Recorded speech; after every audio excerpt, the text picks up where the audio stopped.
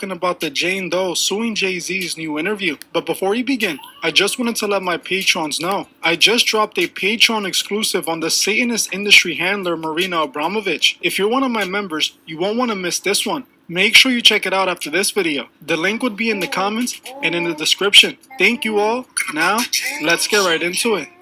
Now, I wasn't planning on making another Jay-Z video for now, as I don't like to talk about the same thing over and over again. But I have to keep things fair and report both sides of the story. New updates are coming out regarding this Jane Doe lawsuit that has complicated a lot of things. Yesterday, this Jane Doe was featured in an interview with NBC News, where she was asked several important questions about her lawsuit against Diddy and Jay-Z. Strangely, the Jane Doe did the interview without her lawyer present, which doesn't make any sense to me. The Jane Doe didn't show her face or revealed her name during the interview. In the interview, she revealed several things that have only helped Jay-Z. First, she stated that she has autism and suffered from a head injury. She also claimed that at the VMA's after party, she spoke to two celebrities, naming Benji Madden and his brother. According to NBC News, who reached out to the Madden brothers, they deny attending the VMAs in the 2000s and claimed they were on tour in the middle of the country. She also claimed that her father picked her up from a gas station.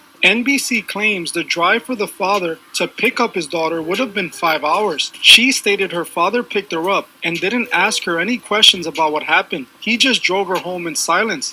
According to NBC, they reached out to the woman's father, who claims he doesn't recall that situation. NBC also claims that after the interview, they reached out to the Jane Doe to ask her about her inconsistencies, where they claim she stated she made some mistakes with filing the lawsuit, but continues to stand by her claims that she was R-worded by Jay-Z and Diddy. Jay-Z told NBC News this incident didn't happen, and yet he filed it in court and doubled down in the press. True justice is coming. We fight from victory, not for victory. This was over before it began. This 1-800 lawyer doesn't realize it yet, but soon. NBC also got a statement from attorney Tony Busby, and he said Jane Doe's case was referred to our firm by another who vetted it prior to sending it to us. Our client remains fiercely adamant that what she has stated is true to the best of her memory. We will continue to vet her claims and collect corroborating data to the extent it exists. Because we have interrogated her intensively, she has even agreed to submit a polygraph. I have never had a client suggest that before.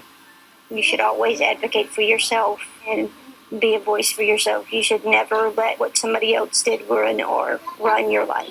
38-year-old mother from Alabama who has filed a lawsuit accusing Sean Diddy Combs' Jay-Z of she was 13 years old is speaking out to NBC News for the first time. Asked us not to reveal her identity. What made you want to come forward, talk today? Because I think that I've been quiet long enough about what I've been through. It's been hard enough to be quiet, but it's a chapter of my life that I'd like to close. An NBC News review of her account found inconsistencies with her allegations. Says that she went to the MTV Video Music Awards in Dowsett to catch a glimpse of her favorite celebrities. You weren't scared to be all alone? No, In addition to having autism, the woman says she suffered a head injury. The night of the 2000s VMAs, a friend drove her from Rochester, New York to Manhattan, a more than 5-hour drive. Her attorney provided NBC News with the name of the friend who since died. The woman says she spoke to Combs' limo driver, who offered her a ride to an after party. I stumbled upon Diddy's driver, who told me that I was exactly what Diddy was looking for. What did you think when he said that to you?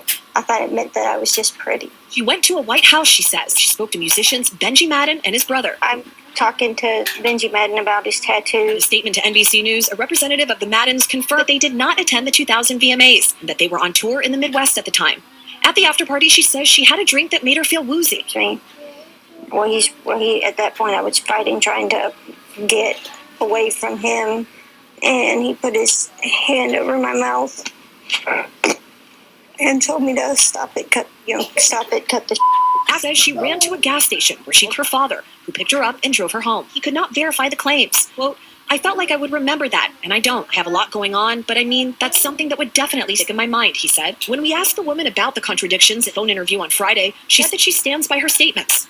I have made some mistakes, she said. Honestly, what is the clearest is what happened to me. Now I can't deny this doesn't look good for the Jane Doe or her lawyer. I literally just covered Tony Busby going to war with Jay-Z, and I showed how Busby was a credible lawyer who has won many cases. Not only did he sue the OU Elites BP, but he is currently suing Vanguard and BlackRock. It's hard for me to believe that Tony Busby will file this lawsuit without doing a proper investigation into the claims she has made. This is why I think something is off with all of this. It seems to me that Jay-Z might have gotten to this Jane Doe and possibly even Tony Busby. I think what really happened was that a settlement has been reached behind the scenes, and this is the cleanup method. I believe there's a possibility Jay-Z already paid off the Jane Doe. Hear me out. If Jay-Z had settled after the lawsuit, it would have just confirmed the allegations. Remember, after Cassie sued Diddy, he paid her off the next day. But the allegations have stuck with Diddy since, causing a full-on criminal investigation that landed Diddy in jail, as paying the accusers pretty much verified her claims. So if Jay-Z had settled with this Jane Doe after she publicly sued them, he wouldn't be able to get rid of these allegations ever, just like Diddy. Jay-Z would have had his reputation tarnished forever. So I believe Jay-Z reached out to Busby in order to end this before it got worse. The only way for Jay-Z to make this go away is if the Jane Doe came out and said something that would make her allegations seem like a lie. That's why I believe she went on NBC News. Her telling the world that she was not being completely honest destroys her credibility and clears things up for Jay-Z for sure. This is the only thing I see being the truth, as why in the world would Busby destroy his career for a case like this? Now I want to say this, while I still believe Jay-Z has done some disturbing things with Diddy, I cannot continue to put these allegations on him until this is all cleared up. What I would say is that this interview is extremely suspicious. Why in the world would this Jane Doe agree to do an interview and then do it without their lawyer present? That just doesn't make any sense whatsoever, unless this was part of the plan. Normally, when a person suing someone goes to the press to do an interview, they are accompanied by their lawyer. For whatever reason, this Jane Doe wasn't. It also doesn't make sense that she has been trying to keep her identity hidden, but then agrees to go on one of the biggest news companies in the world to do an interview. It's not making sense, and you can tell by the interview that NBC was going into this interview trying to disprove and discredit the Jane Doe. They strategically edited the video and spoke for the woman, giving statements on her behalf instead of letting her just say it out of her own mouth. This is obviously strategic, and they did it to push their narrative. I don't trust NBC News at all, and we all know all the elites are connected, and the elites definitely own NBC. On top of this, the way Busby was going at Jay-Z, I refuse to believe this is what he had against him. Something is seriously not adding up here. Busby wouldn't put his entire career in jeopardy with such a weak lawsuit. I'm telling you, something is definitely off with all of this. It seems like a deal happened behind the scenes, and possibly Jay-Z is paying off the victims to clean this all up. This interview clearly seems like it was done to help Jay-Z, as it only makes him look innocent. The thing is, Jay-Z hasn't been behaving innocently. His response to this lawsuit from the beginning was suspicious. He was deflecting and attacking all signs of someone who was lying and guilty, in my opinion. If Jay-Z knew this was all nonsense, his response would have been less aggressive. His response screamed guilty all over it. Now, to see this Jane Doe show up to NBC News for an interview and basically destroy her credibility, I'm not buying it. Why would Jay-Z hire private investigators to find dirt on Busby and the Jane Doe? If he was innocent, all he would have had to do was take it to court and let the evidence speak for itself. The way that Jay-Z was acting just doesn't make any sense. Now, like I reported in my last video, it appears that Tony is representing at least one other client suing Jay-Z. According to academics, there are several other victims suing Jay-Z as well. This is why Jay-Z, so from what I heard, there's been like 4 or 5, like chicks claiming Jay-Z did whatever. They're like, yo, pay us money, right? And I do think if it was one that maybe he was like, you know what, I don't want her to come out and start doing interviews, let me just pay this one girl off, maybe he would. He's like, yo, I'm not admitting to nothing, I'm just going to pay you off because you feel hurt. But there's a lot of them. And what happens is, when you're Jay-Z status, 4 or 5 bring 40 to 50 more. You got a hotline for Diddy. Imagine the Jigga hotline. It ain't going to be 1-900 Hustler, it'll be 1-900 Payday. If we see none of these lawsuits coming out in the next few days, then we know for sure that Jay most likely paid all these people off behind the scenes to stop the allegations from hitting the media. One thing I will say is that I believe Jay-Z is guilty of being with underage girls. Remember his alleged relationship with Foxy Brown, him meeting Beyonce at 16, his alleged relationship with Rihanna when she was 17, and his alleged hidden child he had with a 16-year-old woman. Also recently, the claims that Larry Johnson made about Beyonce. According to the former NFL player Larry Johnson, who was signed to Roc Nation at one point, he was at a Roc Nation party where underage girls were allegedly in attendance. Supposed to do this rap party for this photo shoot.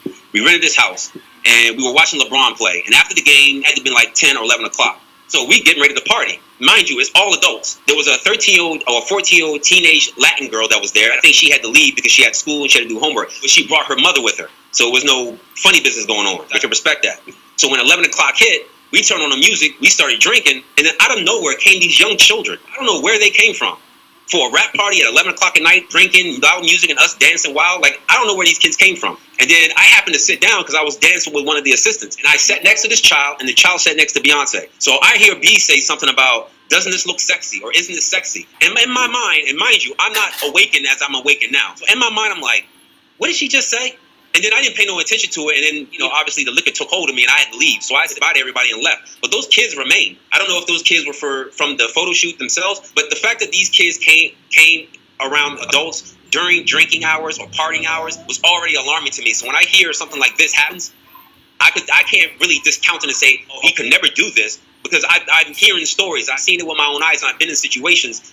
As you heard for yourself, Larry Johnson claims he saw underage people with his own eyes at a Roc Nation party. I believe Larry Johnson because he's one of the few people in Hollywood who exposes the truth about the industry. He's not scared to call out the Freemasons for running the industry. So that's one of the reasons I believe him. Like I said, all of this is rather suspicious. To me, the way Jay-Z behaves still makes him look guilty. Now, in my opinion, I believe these victims were paid off in silence, and there's a big chance this is all going to go away for Jay-Z. Remember what Dee said in the first video I did covering the Jay-Z lawsuit? She stated that Jay-Z wouldn't go down like Diddy for this because the elite are protecting him. She was right. The media is on Jay-Z's side. The NFL even defended Jay-Z. It's clear that he's being protected and they will not let him go down. I'm going to keep my eyes on this situation and provide you guys with the necessary updates. I want to know what you guys think below. Like I said, I feel like Jay-Z has settled this all behind the scenes, and now this is all being cleaned up. We all know NBC is owned by the same elite that own the NFL. They're going to protect their puppets. Well, I'm going to end this one here. I want to thank you all for watching, and I'll see you guys in the next one.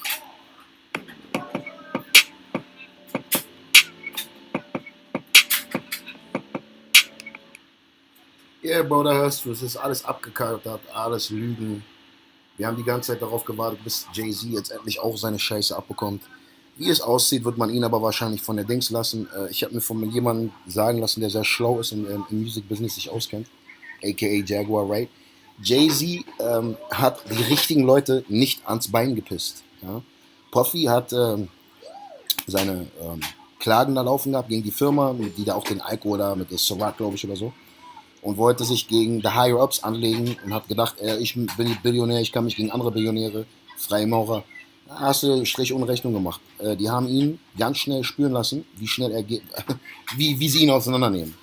Und Jay-Z hat das gesehen und hat sofort seine Schnauze gehalten. Und weil er seine Schnauze gehalten haben, haben sie gesagt, pass mal auf, spiel hier weiter, wie es zu spielen ist, und dir wird nichts passieren. Und das ist genau das, was jetzt gerade passiert. Ich hoffe, du siehst das auch so. Falls nicht, kann ich dir nicht helfen, Bro. Was soll ich dir zu dir sagen? Dankeschön fürs Zugucken. Bro, es kommen noch jede Menge von diesen ganzen Sachen. Ihr wisst, wie ich mache. Straight Aufklärungsarbeit, Lichtarbeit, Indigo-Style, Bruder. Es fängt erst gerade an. Wir beginnen erst gerade mit dem Shit. So,